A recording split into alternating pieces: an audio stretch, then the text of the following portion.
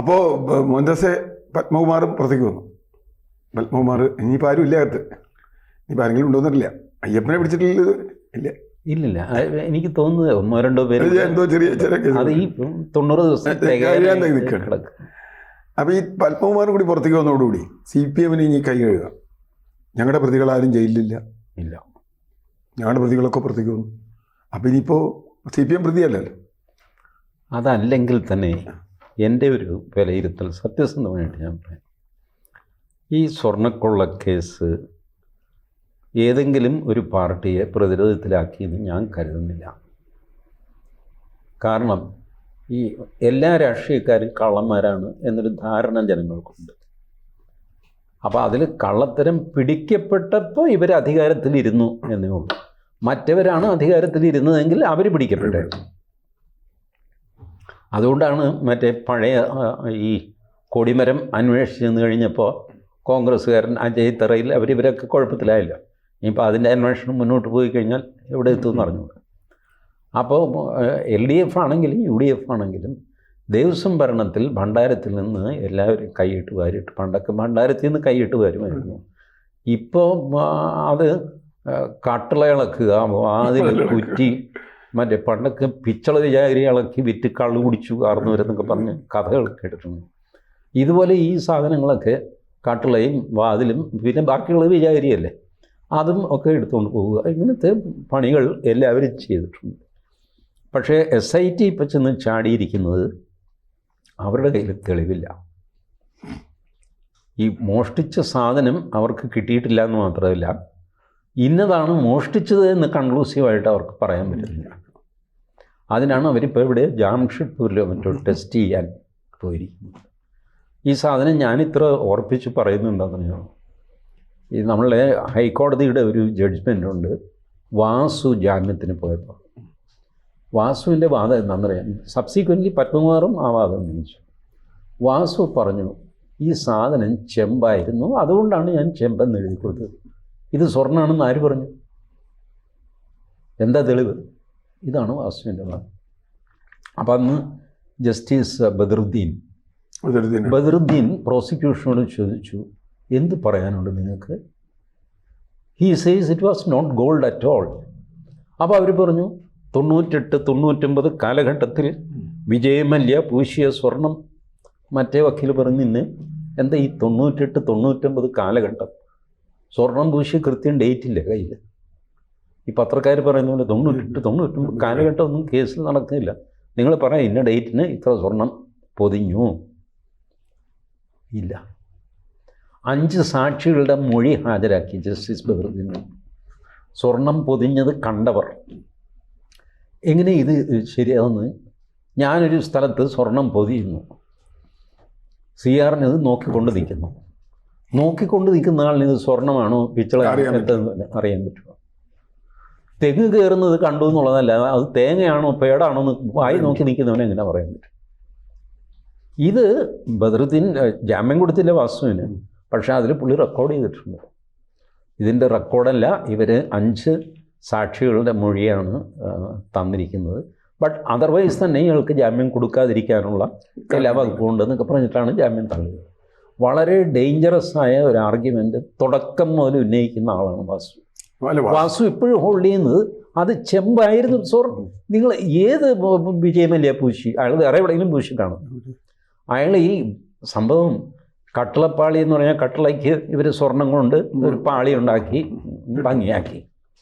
അതുപോലെ ദ്വാരപാലക ശില്പം നമുക്കറിയാം, എല്ലാ അമ്പലത്തിലും ദ്വാരപാലകൻ ഇങ്ങനെ നിൽക്കും. ആ ദ്വാരപാലകനെ ഇവർ സ്വർണം കൊണ്ട് പൊതിഞ്ഞു. കരിങ്കല്ല് സ്വർണം കൊണ്ട് പൊതിയാൻ പറ്റില്ല. അപ്പോൾ ചെമ്പ് കൊണ്ട് അതുപോലെ രൂപമുണ്ടാക്കി അത് പിന്നെ സ്വർണം കൊണ്ട് പൊതിഞ്ഞ് അവിടെ വെച്ചു.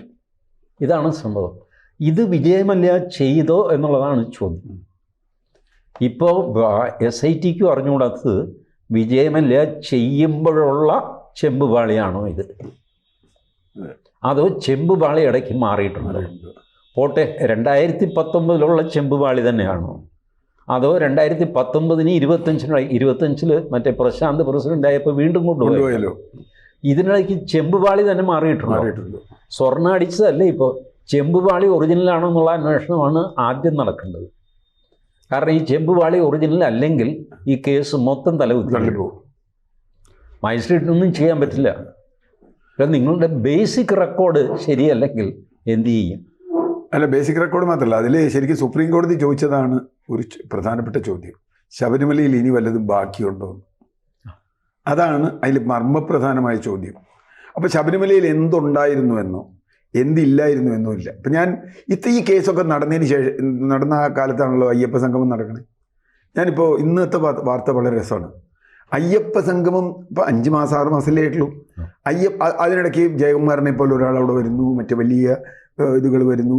ഇപ്പം പോലും അയ്യപ്പ സംഗമത്തിൻ്റെ കണക്ക് കൊടുക്കാൻ പറ്റിയിട്ടില്ല 6 മാസം കഴിഞ്ഞിട്ട്.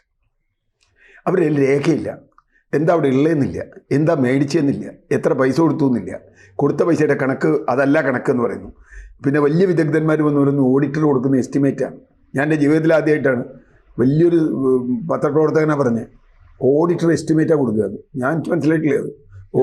ഓഡിറ്റർ എസ്റ്റിമേറ്റ് കൊടുത്തു എന്ന് പറഞ്ഞിട്ടാണ്, കൊടുത്ത എസ്റ്റിമേറ്റാണ്, നിങ്ങളെന്തിനാ അതിൽ തെറ്റുണ്ടെന്ന് പറയുന്നത് എന്ന് പറഞ്ഞ പോലെയുള്ള സകലമാന നുണകളും പറഞ്ഞ് കഴിഞ്ഞ 5 മാസം ഇത്രയും സ്ക്രൂട്ടിനൈസ് ചെയ്യുന്ന ഒരു ദേവസ്വം ബോർഡിൻ്റെ കണക്കില്ല എന്ന് പറഞ്ഞാൽ ഇത്രയൊന്നും സ്ക്രൂട്ടിനി ഇല്ലാത്ത കഴിഞ്ഞ 10-20 കൊല്ലത്തെ കണക്ക് ആരെങ്കിലും കാണില്ല. മാത്രമല്ല, ഇതിലേറ്റവും എനിക്ക് തോന്നിയൊരു കാര്യം, ഇപ്പോൾ സ്വർണ്ണമാണോ ചെമ്പാണോ എന്നൊക്കെ നിൽക്കട്ടെ, SITക്ക് വലിയ തോതിലുള്ള സമ്മർദ്ദമുണ്ടായിരുന്നു, അത് സംശയമൊന്നുമില്ല. കാരണം സംഗതി പറയാണ്, ഇപ്പോൾ ശിവൻകുട്ടി മന്ത്രിയൊക്കെ ഒന്ന് പറയുന്ന പോലെ SIT ഹൈക്കോടതി പറഞ്ഞ അനുസരിച്ച് ചെയ്യുന്ന ആളാണ്. ഹൈക്കോടതി പറഞ്ഞ അനുസരിച്ച് ചെയ്യുന്ന ആളാണെങ്കിലും SIT സല്യൂട്ട് ചെയ്യുന്ന ആർക്കാണ്? പിന്നെ IG-ക്കും DGPക്കും അല്ലെങ്കിൽ ആഭ്യന്തരമന്ത്രിക്കും അല്ലേ, അല്ലെങ്കിൽ P ശശിക്കും അല്ലേ.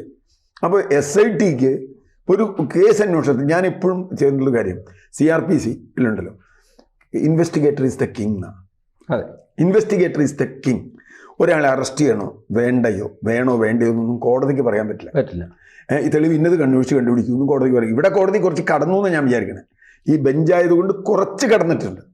Badaruddin definitely cross this limit. See maybe for good purpose. ഞാൻ അദ്ദേഹത്തിൻ്റെ ഉദ്ദേശശുദ്ധിയെ സംശയിക്കുന്നില്ല. ബട്ട് വാസുവിന് ജാമ്യം കൊടുക്കണോ വേണ്ടേ എന്നാണ് ചോദ്യം. വാസുവിന് ഒന്നുകിൽ ജാമ്യം കൊടുക്കുക അല്ലെ കൊടുക്കാതിരിക്കുക. അതിൻ്റെ കൂട്ടത്തിൽ ശങ്കർദാസിനെ എന്താ അറസ്റ്റ് ചെയ്യാത്തത് എന്ന് ചോദിക്കുന്നത് ശരിയല്ല. പക്ഷേ അതിപ്പോൾ ചോദിക്കാം. ഒരു ബോർഡിലെ 3 മെമ്പർമാരാണ്. അത് റെക്കോർഡ് ചെയ്തു. ഇത് ഇവരുടെ SITയുടെ അന്വേഷണം നിലച്ചു, അതിൻ്റെ ഡേറ്റും ഒക്കെ എഴുതി. ഇത്രാം തീയതിക്ക് ശേഷം ഇവർ കിഴങ്ങും അന്വേഷിച്ചിട്ടില്ല എന്നൊക്കെ അദ്ദേഹം എഴുതി. അത് ഒരല്പം അതിനകത്ത് വന്നു. അത്ര കുറച്ച് ഇൻവെസ്റ്റിഗേറ്റേഴ്സ്. അതുകൊണ്ട് തന്നെ ഇവർ ശരിക്കും ഈ ബദറുദ്ദീന് കൊടുക്കുന്ന ജാമ്യത്തിന്റെ കേസ് മാത്രമല്ലേ, മറ്റേ ബെഞ്ച് അവിടെ ഉണ്ട്. അതെ, രാജീവ് വിജയരാഘവന്റെ ബെഞ്ച് അവിടെ ഉണ്ട്, ദേവസ്വം ബെഞ്ച്. ഈ ദേവസ്വം ബെഞ്ചിന് ഇതിൽ ചെയ്യാൻ കഴിയുന്നതിന് ഒരു പരിമിതിയുണ്ട്. എത്ര സുതാര്യമാണ് എന്നൊക്കെ പറഞ്ഞാലും. കാരണം ദേവസ്വം ബെഞ്ച് എങ്ങനെയാണെന്നേ ഈ ഇയാളോട് SITയോട് ഇയാളെ അറസ്റ്റ് ചെയ്യണ്ടെന്ന് പറയാൻ പറ്റില്ല. പിന്നെ ഇന്നത് കണ്ടെത്തണം എന്ന് പറയാൻ പറ്റില്ല. ഇപ്പോൾ ഒരൊറ്റ ഉദാഹരണം പറയാം. ഇപ്പോൾ വാസു സമ്മതിച്ചേണ്ട ചെമ്പാന്ന് എഴുതിയിട്ടുണ്ടെന്ന് ഇപ്പോൾ വന്നെങ്കിലും വാസു ആണോ ഇത് എഴുതിയെന്നുള്ള കാര്യത്തിൽ SITക്ക് ഉറപ്പുണ്ടായിരുന്നില്ല. കാരണം അത് ഇത് അന്വേഷിക്കണം, ഏത് ഹാൻഡ് റൈറ്റിംഗ്. അതിനെ അന്വേഷിക്കാൻ പോയത് എപ്പോഴാണെന്നറിയോ? കേസ് അന്വേഷണം തുടങ്ങി 3 മാസം കഴിഞ്ഞിട്ട്. അതും കഴിഞ്ഞു. ഇപ്പം നമ്മൾ ഈ കഴിഞ്ഞ ദിവസം ഒരു വാർത്ത കണ്ടു, എനിക്ക് തമാശ തോന്നി. ഇവരുടെയൊക്കെ ഫോൺ സംഭാഷണം എടുക്കാനുള്ള അനുമതി വേണമെന്ന് ഹൈക്കോടതിയോട് 5 മാസം കഴിഞ്ഞിട്ട്. കേസ് അന്വേഷണം തുടങ്ങി 4 മാസം കഴിഞ്ഞിട്ടാണ്, 5ാമത്തെ മാസമാണ് ചോദിക്കുന്നത്. യഥാർത്ഥത്തിൽ ഇപ്പം നമ്മുടെ നാട്ടിൽ ഒരു കേസ് നടന്നാൽ ആദ്യം നോക്കുന്നത് എന്താണെന്നറിയോ? ഫോൺ നമ്പറാണ്. കാരണം അയാളുടെ ലൊക്കേഷൻ, അയാൾ എവിടെ നിന്ന് വിളിച്ചു, അയാളുടെ ഡാറ്റ, ഫോൺ ഡാറ്റയാണ്. ഇതുവരെ ഈ പറഞ്ഞ മറ്റേ പ്രതികളുടെ ഫോൺ ഡാറ്റ എടുത്തിട്ടില്ല എന്നാണ് എനിക്ക് മനസ്സിലാവണം ഇപ്പോൾ. കാരണം ഇത് അന്വേഷിക്കാൻ ഫോൺ കമ്പനിയോട് അനുമതി മേടിക്കുക ഹൈക്കോടതിയോട്. ഇത് ആദ്യത്തെ ദിവസം ചെയ്യേണ്ട ഒരു കാര്യമാണ്. ഞാൻ പറഞ്ഞത് ആദ്യം അതാണ്. രണ്ടാമത്തെ പ്രശ്നം, ഇപ്പോൾ തന്ത്രിയുടെ അറസ്റ്റിനെ സംബന്ധിച്ച് വലിയ വിവാദം വന്നു. തന്ത്രിയും വേറൊരാളുമാണല്ലോ ഇതില്ലാതെ ജാമ്യം കിട്ടിയ ആളുകൾ. 90 ദിവസം ആവാതെ ജാമ്യം കിട്ടിയ, സ്വാഭാവിക ജാമ്യമല്ല, അതായത് അതിൽ കിടന്ന ജാമ്യം. ഇപ്പോൾ തന്ത്രിയുടെ കേസിലെ വിധിയും അതൊക്കെ നമ്മൾ ആ ചർച്ചയിൽ പോകില്ല. ഇപ്പോൾ തന്ത്രിയുടെ കേസ് വന്നു കഴിഞ്ഞപ്പോൾ പ്രതിപക്ഷം പറഞ്ഞത് മന്ത്രിയെ രക്ഷിക്കാനാണ്. അങ്ങനെ മന്ത്രിയെ രക്ഷിക്കാനാണ്. അപ്പോൾ തന്ത്രി ചെയ്തിട്ടില്ല എന്ന് ഞാൻ വിശ്വസിക്കുന്നില്ല. തന്ത്രിയെ ഞാൻ ഒഴിവാക്കുന്നുമില്ല. എന്നെ സംബന്ധിച്ചിടത്തോളം തന്ത്രി അറിയാതെ നടന്നിട്ടില്ല എന്നുള്ള കാര്യം 101% ഉറപ്പാണ്. കാരണം അവിടെ എന്തെങ്കിലും നടന്നില്ല. അയാൾ കയ്യിൽ കൊണ്ടുപോയിട്ടുണ്ടോ, അയാൾ വീട്ടിൽ കാശ് മേടിച്ചിട്ടുണ്ടോ, ഇതിൻ്റെ പങ്ക് പറ്റിയിട്ടുണ്ടോ എന്നൊക്കെ രണ്ടാമത്തെ വിഷയമാണ്. പക്ഷേ തന്ത്രി അറിഞ്ഞിട്ടുണ്ട്. പക്ഷെ അറിഞ്ഞുകൊണ്ട് ഒരാൾ കുറ്റക്കാരനാവില്ല. ഞാനൊരു കുറ്റം നടന്നു എന്ന് പറഞ്ഞു, എനിക്കിപ്പോൾ അത് ആരോടെ പറയുക? അതെ, എൻ്റെ മുകളിലിരിക്കുന്ന ആളുകൾ പറഞ്ഞു, ഞാൻ ഒപ്പിട്ടു കൊടുത്തു, അത്രേ ഉള്ളൂ. പക്ഷേ പ്രശ്നം തന്ത്രി അറസ്റ്റ് ചെയ്തതോടുകൂടി കേസിൻ്റെ ഡയറക്ഷൻ മാറി. ഞാൻ കണക്കാക്കുന്നത് അതോടുകൂടി കേസ് അവസാനിച്ചു എന്നാണ് ഒരർത്ഥത്തിൽ. പിന്നെ എങ്ങനെയെങ്കിലും തന്ത്രിയെ പിടിക്കണമെന്ന് ഗവൺമെൻറ് തന്നെ താല്പര്യമായി. കാരണം തന്ത്രി വെച്ചുകൊണ്ടിരുന്നാൽ അധികകാലം മുമ്പോട്ട് പോകില്ല. തന്ത്രിയെ നേരിട്ട് പ്രതിയാക്കാൻ ചിലപ്പോൾ കേസുകൾ പറ്റിക്കൊള്ളണമെന്നില്ല. മാത്രമല്ല തന്ത്രിയെ വിട്ടോടുകൂടി ഒരു ഗുണം കിട്ടി. ഈ പോറ്റിയെ കയറ്റിയ പണി വിത്തിരുന്നു. കാരണം പോറ്റിയായിട്ട് നല്ല പരിചയമുള്ള, ഏറ്റവും പരിചയമുള്ള ആൾ തന്ത്രിയാണ്. അതെല്ലാ രേഖകളുമുണ്ട്. 2007 മുതലോ അതിന് മുമ്പ് 2004 മുതലൊക്കെ ഇദ്ദേഹം ബാംഗ്ലൂർ എന്തോ അമ്പലത്തിലൊക്കെ പരിചയമുണ്ടെന്നു. അപ്പോൾ ഈ പോറ്റിയായിട്ടുള്ള പരിചയം വെച്ച് നിങ്ങൾക്ക് ഒരാളെ അറസ്റ്റ് ചെയ്യാൻ പറ്റില്ല. പോറ്റിയായിട്ട് പരിചയം വെച്ച് ജയറാമിനെയോ സോണിയാഗാന്ധിയോ അല്ലെങ്കിൽ അടൂർ പ്രകാശിനെയോ കടകംപള്ളി സുരേന്ദ്രനെ അറസ്റ്റ് ചെയ്യാൻ പറ്റുമോ? പോറ്റിയെ പരിചയമുള്ളവരെ അറസ്റ്റ് ചെയ്യാൻ ആദ്യം വേണ്ടത് തന്ത്രിയാണ്. പോറ്റി വന്നത് തന്ത്രി വഴിയാണ് എന്ന വാദമുണ്ട്. അപ്പോൾ ഞാൻ പറഞ്ഞു വന്നത്, ഇതിൽ SIT സംബന്ധിച്ചിടത്തോളം SITക്ക് തുടക്കം മുതൽ ഒരു ടാർഗറ്റ് ഉണ്ട്. ഈ കേസ് ഇലക്ഷൻ ആകുമ്പോഴേക്കും ഇല്ലാതാക്കുക എന്നുള്ള ഒരു ടാർഗറ്റ് ഉണ്ട്. അതിൽ അവർ ജയിക്കുകയും ചെയ്തിട്ടുണ്ട്. ഞാൻ വിചാരിക്കണം അതാണ്. ഇപ്പോൾ ഇലക്ഷന് ഇനിയിപ്പോൾ ഈ കേസിൽ എന്താ ഉള്ളത്? പത്മകുമാർ ജാമ്യത്തിൽ, എല്ലാവരും പോയി, ഒന്നുമില്ല. വേണമെങ്കിൽ സോണിയാഗാന്ധിയുടെ പടം കാണിച്ചുകൊണ്ട് കുറച്ച് വേണ്ടി നടക്കാം. മാത്രമല്ല എനിക്കിതിൽ മനസ്സിലാവാത്തൊരു കാര്യമുണ്ട്. കൊല്ലം വിജിലൻസ് കോടതി തന്ത്രിക്ക് ജാമ്യം കൊടുത്തിട്ട് there is not even an iota of evidence. 2 സ്ഥലത്ത് ആ ജഡ്ജ്മെൻറ്റ് ഞാൻ വായി, 91 പേജുള്ള ജഡ്ജ്മെൻറ്റ്. 2 സ്ഥലത്ത് അദ്ദേഹം not an iota of evidence. ശരി, സമ്മതിച്ചു. എല്ലാവരും വലിയ തന്ത്രി ഭക്തന്മാരല്ലേ കണ്ടില്ലേ അയോട്ട. ഈ അയോട്ട ഇല്ലെങ്കിൽ ഇ ഡി എന്തിനാ ഇങ്ങനെ വിളിപ്പിച്ചിരിക്കുന്നത്? അയോട്ട പോലും ഇല്ലല്ലോ. അല്ല, ഞാൻ EDയുടെ കാര്യത്തിൽ പറയുന്നില്ല. ED ഒരു ബന്ധമില്ലാത്തവരെ വിളിച്ചിട്ടുണ്ട്, ED പല കേസുകളും വിട്ടിട്ടുമുണ്ട്. ഇതിപ്പോൾ ഇങ്ങനെ വരുമ്പോൾ ഒരു വിവാദം വരുന്നത്. എൻ്റെ പ്രശ്നം അതല്ല. അയോട്ട പോലെ എവിഡൻസ് ഇല്ലെങ്കിൽ സുപ്രീം കോടതി വരെ പോയതാ ജാമ്യത്തിന്, എന്നിട്ട് കൊടുത്തില്ല. ഈ അയോട്ട ഓഫ് എവിഡൻസ് ഉണ്ടോയെന്ന് ഒരാൾക്ക് ജാമ്യത്തിന് ചെല്ലുമ്പോൾ ഈ ഇരിക്കുന്ന ജഡ്ജി, വിജിലൻസ് ജഡ്ജി അല്ലെങ്കിൽ ഹൈക്കോടതി ജഡ്ജി, സുപ്രീം കോടതി ജഡ്ജി, ഇവരൊക്കെ നോക്കിയില്ലേ ഈ സാധനം? എന്നിട്ട് ഇതിൽ അയോട്ട ഓഫ്, ഇപ്പം പല കേസുകളും തന്നെ അയോട്ട ഓഫ് എവിഡൻസ് ഇല്ല എന്ന് പറഞ്ഞ് പ്രതിയെ വെറുതെ വിടും. പക്ഷേ ഇയാൾ 6 മാസം ഇത്ര കാലം ജയിലിൽ കിടക്കും, ഇയാൾ ആവശ്യമില്ലാണ്ട് കിടക്കും. അപ്പോൾ ഞാൻ പറഞ്ഞത് കോടതികളുടെ ഒരു സൂക്ഷ്മതയുണ്ട് ഇതിനകത്ത്. ഇപ്പം എന്തെങ്കിലും ഒരാൾ പോയി പറയുമ്പോൾ ഉടനെ കേസെടുക്കുക, അവനെ പിടിച്ച് ജയിലിലിടുക, അത് കഴിഞ്ഞ് തിരിച്ചു വരുമ്പോൾ ഇത് വരിക. അപ്പോൾ ചുരുക്കത്തിൽ കേസ് നേരത്തെ പറഞ്ഞതുപോലെ, മോഹൻദാസ് പറഞ്ഞതുപോലെ വളരെ ക്ലിയറാണ്. ഒന്ന്, ഇതിൻ്റെ തൊണ്ടിമുതലില്ല, ദൃക്സാക്ഷിയില്ല. തൊണ്ടിമുതലും ദൃക്സാക്ഷി ഇല്ലെങ്കിൽ പിന്നെ കേസ് നിലനിൽക്കില്ല. അപ്പോൾ കേസില്ല എന്നാക്കുക. നഷ്ടം ശബരിമലയ്ക്ക് വന്നിട്ടുണ്ട്. അപ്പോഴും നമ്മുടെ മുമ്പിൽ ഞാൻ ആദ്യം മുതൽ ഉന്നയിക്കുന്ന ഒരു ചോദ്യം, ഒരു പൊതുമുതൽ സംരക്ഷിക്കാൻ ഏൽപ്പിച്ച ആളുകൾ ആ പൊതുമുതൽ നഷ്ടപ്പെടുത്തിയാൽ അവർക്കൊരു കുഴപ്പമില്ല എന്നാണോ ഇതിന്ന് ഞാൻ മനസ്സിലാവണേ? ഏകദേശം അങ്ങനെയാണ് മനസ്സിലാക്കേണ്ടത്. ട്രഷറിയിൽ നിന്ന് നാളെ ഞാൻ കുറേ കാശ് എടുത്തുകൊണ്ട് പോയി. അത് ചെയ്യുമ്പോൾ സമർത്ഥമായിട്ട് ചെയ്യണം, അത്രേ ഉള്ളൂ. അതിൽ ആ സാമർഥ്യം ഇല്ലാത്തവർ പിടിക്കപ്പെടും. സാമർഥ്യമുള്ളവർ നിയമത്തിൻ്റെ വല പൊട്ടിച്ച് അവർ രക്ഷപ്പെടും. അതാണ് താൽക്കാലികമായ ഒരു എംബറാസ്മെന്റ് ഉണ്ടാവാം കുറച്ച് ദിവസത്തേക്ക്. അത് കഴിയുമ്പോൾ ഇദ്ദേഹം ഞാൻ അഗ്നിശുദ്ധി വരുത്തി, അങ്ങനെയാണല്ലോ എല്ലാവരും.